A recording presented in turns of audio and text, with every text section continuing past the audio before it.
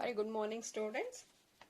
After completing the pre-fertilization event, which included gametogenesis and gamete transfer, we have seen the pollination process where the pollen grains were transferred onto the stigma of the flower.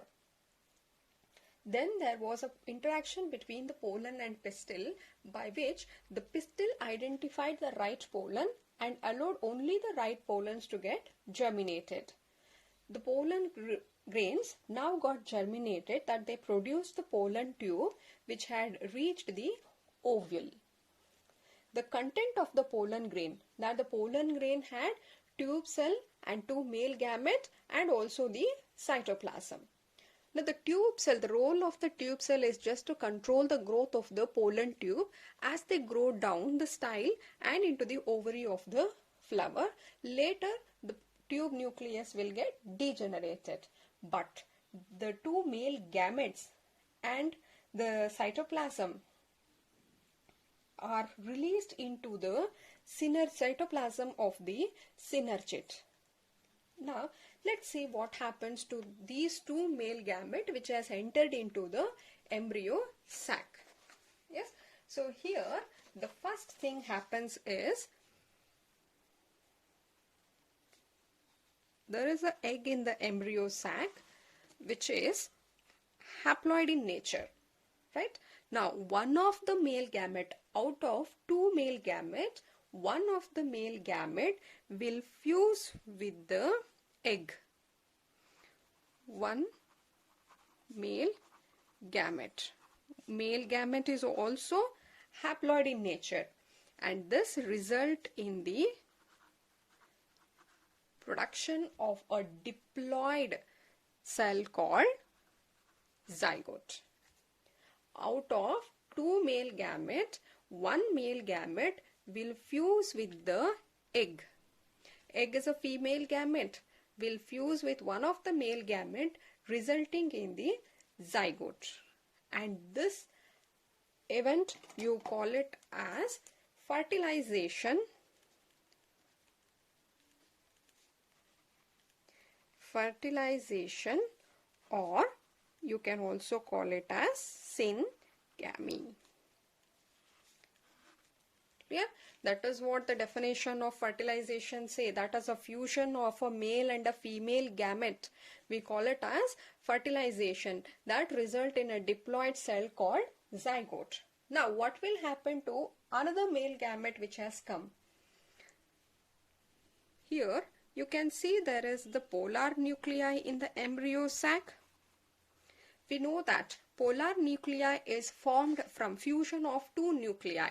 Therefore, polar nuclei is diploid. See, everything here, the antipodal are also haploid. All the three antipodal cells are haploid.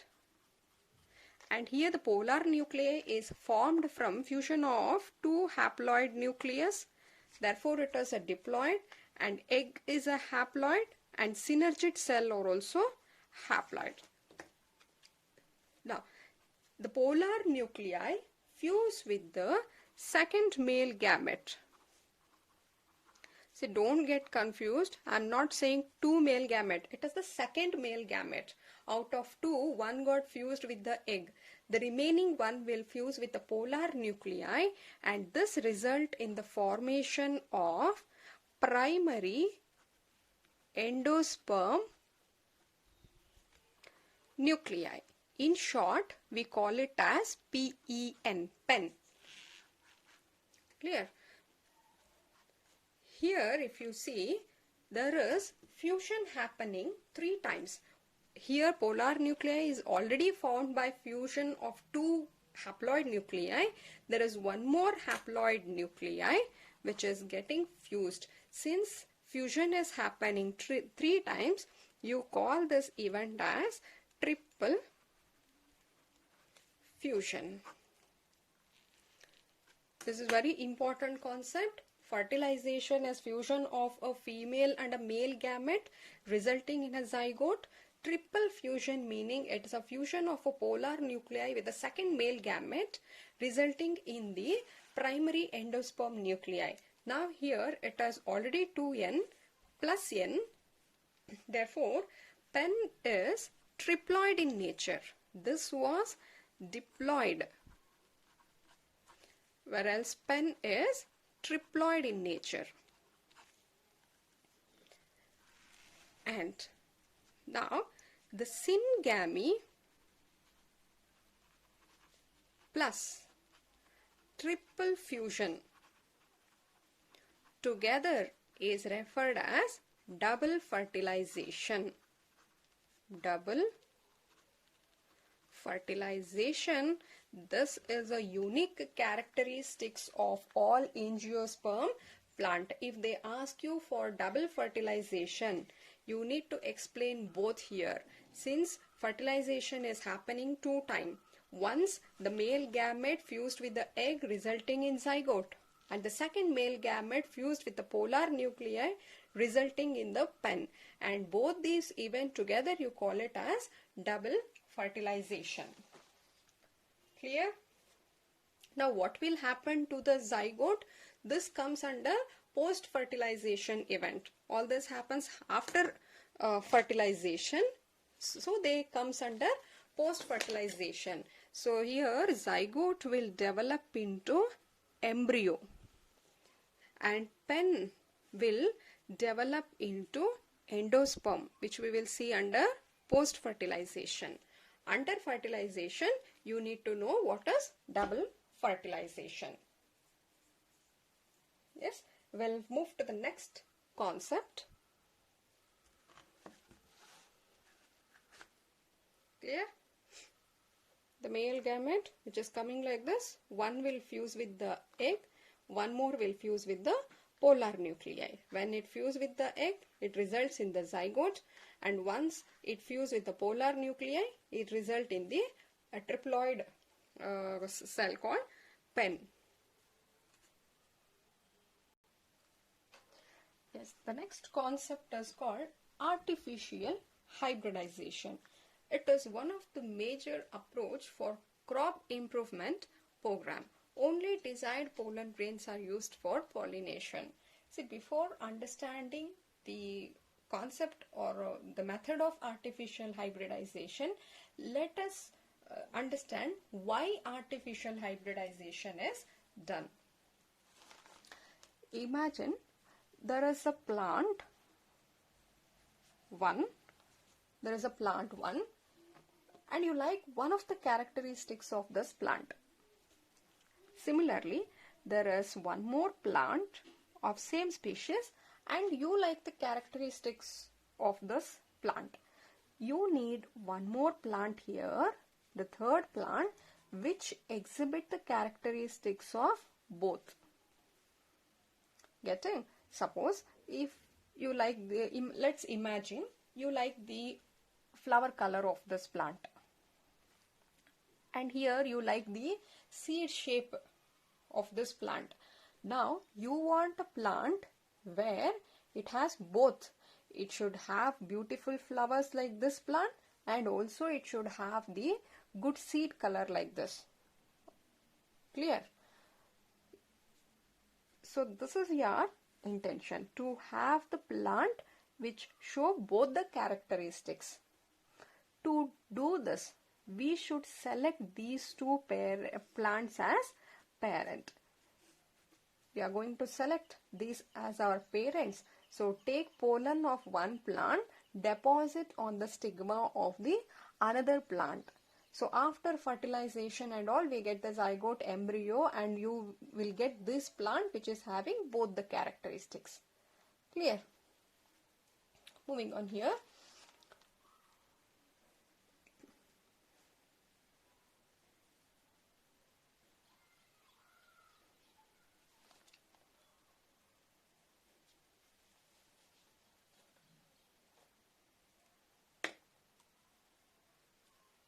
Artificial hybridization involves two techniques.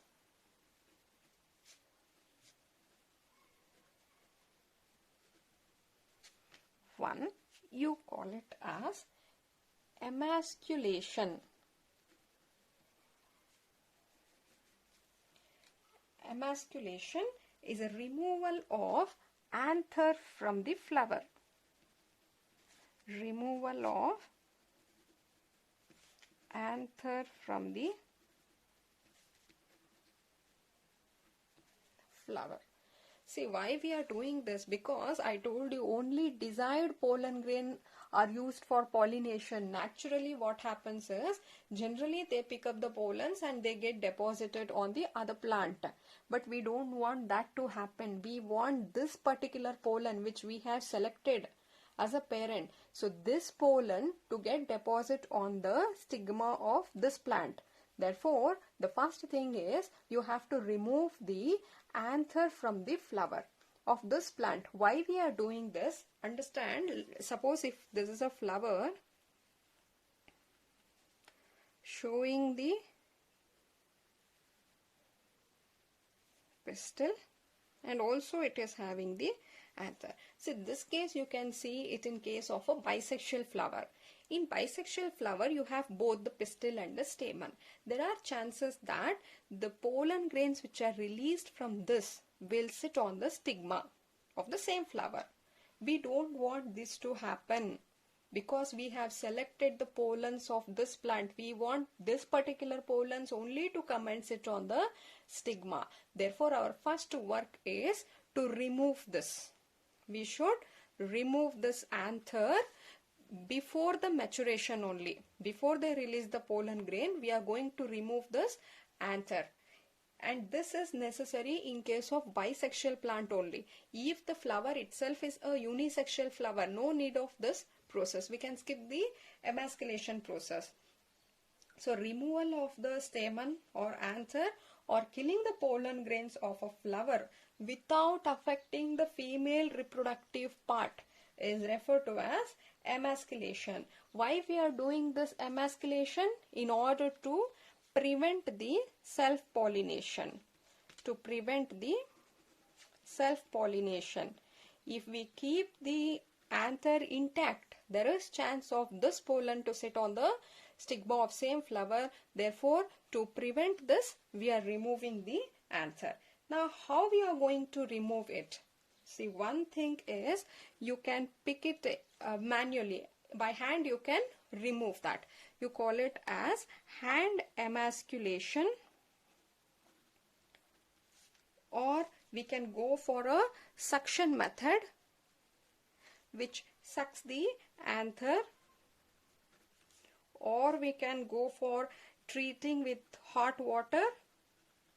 For example, giving for 40 to 45 degree for 10 minutes. In case of rice, you can remove the anther. Hot water, or you can use the cold treatment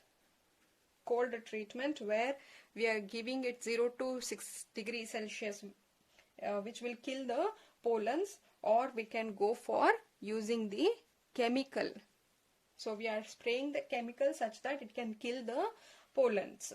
So by these methods we will remove the anther, and that is called as emasculation.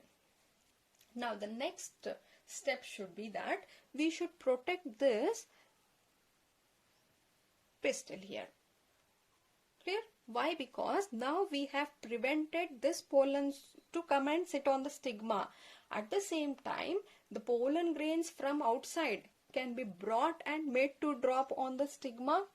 Therefore, in order to prevent that contamination, we have to cover this. As soon as emasculation is done, it is necessary to cover this female reproductive part, and that technique is called as bagging. We call it as bagging. So here the emasculated flowers are enclosed. Emasculated flowers are enclosed in suitable bags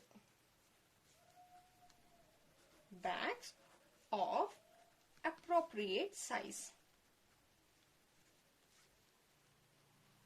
And this is done in order to prevent the contamination. To prevent contamination of its stigma with unwanted pollen. We don't want other pollens from outside to come and sit on the stigma. Therefore, we will cover this with a suitable size bag, and the bags are usually made up of paper, or you can say butter paper, and we can also use fine cloth. Make bags of this, and we are using that to cover the stigma. Clear? And once we have collected the pollens from this plant, what we do is we will pick up the pollen, deposit on the stigma of this one, and we will cover it back. That is called rebagging. Yes, I'll repeat once again. Artificial hybridization includes two techniques. One, it is called as emasculation. Under emasculation, we are going to remove the anther, and this is necessary only if the flower is bisexual. Why we are removing the anther? It is to prevent the self-pollination. We don't want the pollens of this to sit on the stigma, because we are already fixed. We are clear with the idea that we want the pollens of this plant to be seated on the stigma of this plant flower. Therefore, we are removing the anther before it is matured, and such flowers, anther removed flowers, are called emasculated flower. And now the second technique is bagging. As soon as the flower is emasculated, we need to cover the female reproductive part by using suitable bag, and this is done to prevent the contamination, because we don't want unwanted pollens which are coming in the wind or by the animals to sit on this stigma. Therefore, we will cover it. And after collecting the pollens of this desirable pollen, we call it as desirable pollens, that which we want. After collecting such pollen of this from this flower, we are going to dust it on the stigma of this flower, and we need to cover it back. That is called rebagging. Clear? And here we are guarantee that this pollen will sit on the stigma of this, and if the fertilization happens, that is purely because of the pollens which we have provided. And this is how artificially we are using the natural phenomena.